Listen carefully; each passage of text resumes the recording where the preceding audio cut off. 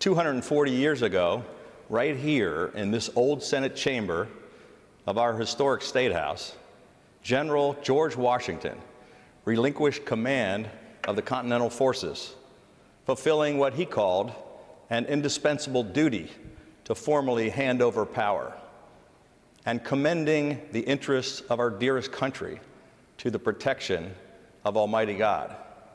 It was here, in this very chamber, that the Revolutionary War ended with the ratification of the Treaty of Paris, making this very State House our nation's first peacetime capital.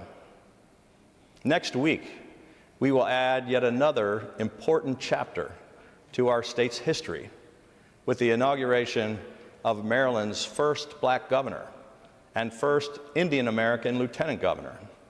And I urge all Marylanders to join me in wishing Governor-elect Moore, Lieutenant Governor-elect Miller, and their administration much continued success in the years ahead. With this peaceful transition, we prove once again, here in this hallowed place, that our nation's founding principles still prevail. Tonight, I am overcome with gratitude for my great partner and friend, Lieutenant Governor Boyd Rutherford, for Maryland's amazing First Lady, my beautiful wife Yumi, my entire family, the members of my cabinet, our governor's office staff, and every single member of the Hogan Rutherford administration for their 8 years of dedication and for their incredible contributions and accomplishments. Most of all, I am grateful to all of you, the people of Maryland, for your heartfelt support, and in times of personal challenges, for your countless prayers. The honor of serving as your governor is second only to the honor of being your fellow Marylander.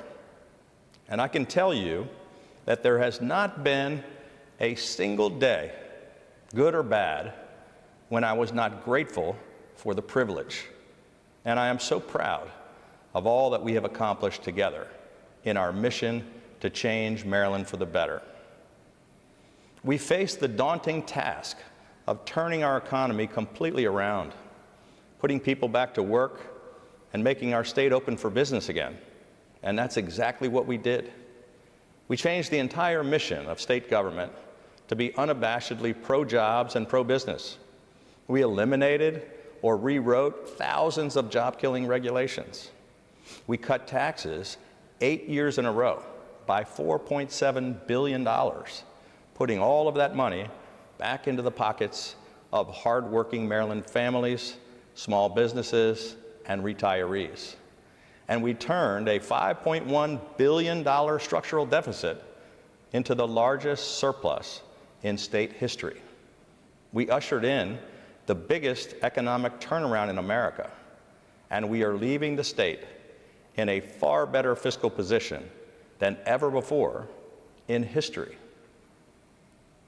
We made record investments in education 8 years in a row to better prepare our children for the opportunities of the future. We funded Chesapeake Bay restoration efforts at historic levels. We made generational investments in both roads and transit, and in our ports and airports. We addressed the digital divide and strengthened our cyber defenses. We protected the healthcare coverage of Marylanders and provided lower insurance rates for the first time in a decade. We took unprecedented actions to protect those who protect us, our police, firefighters, and first responders. And we provided unwavering support for our National Guard, active duty military, and our veterans. In the face of unforeseen challenges, we rose to meet them with strength and resolve. When the worst violence in 47 years erupted in Baltimore City, we allowed for peaceful protests, but we immediately stopped the violence. When a once-in-a-century global pandemic upended lives and livelihoods, we marshaled a nation-leading health and economic recovery.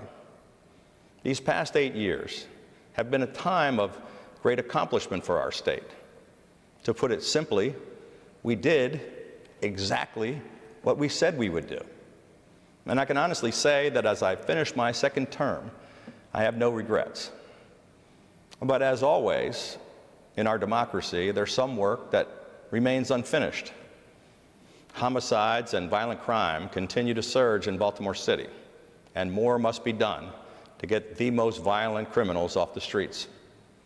And while our administration led the fight for more accountability in the local school systems, more must be done to raise academic standards and to root out corruption and mismanagement, to ensure that every child in Maryland has access to a world-class education, regardless of what neighborhood they happen to grow up in.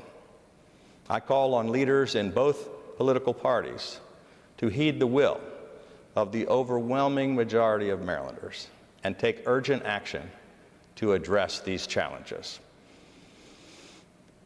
As I reflect on these consequential years in the history of our state, I am grateful not just for all that we've accomplished, but for the way we accomplished it.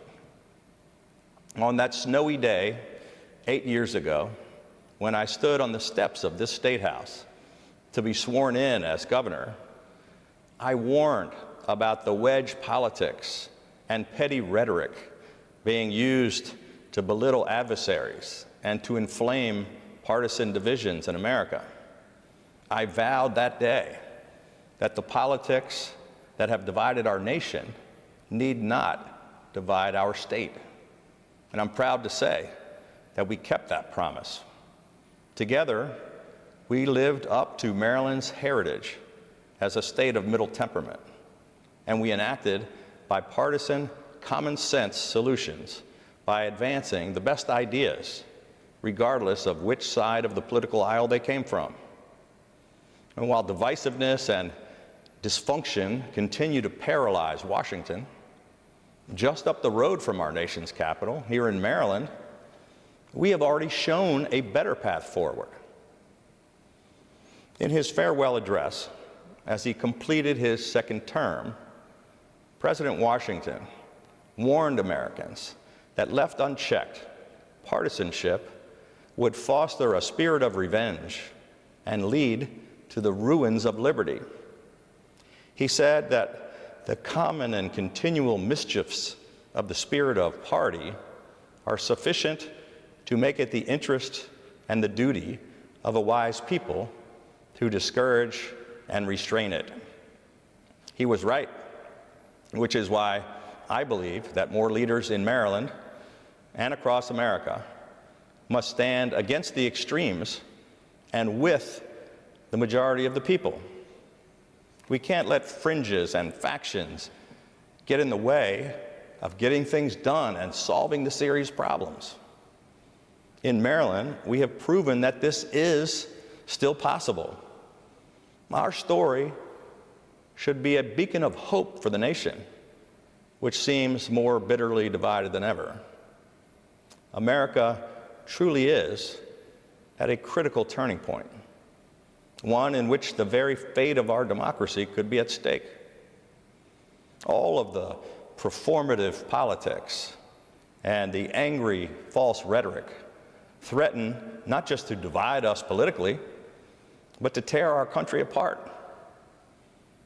Toxic politics will not restore America. Only real leadership will do that. We must reject and overcome fear and hatred in our politics and in our society. And we must work to rebuild the bonds of trust and respect among Americans. I recognize that this is a tall task, but we have already achieved the impossible. Tonight, in this sacred place, where the great experiment of American democracy was literally born, I will proudly say that my faith in this country and my optimism for her future has never wavered. And that's because of you, the people of Maryland, who I've had the good fortune to meet at ball games, businesses, and schools, downtowns, and main streets.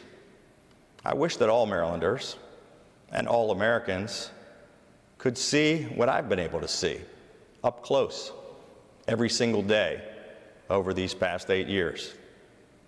That deep down, there truly is far more that unites us than divides us.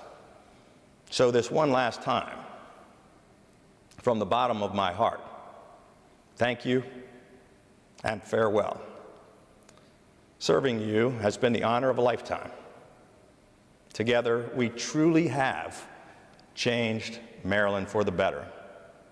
May God continue to bless the great state of Maryland and the United States of America.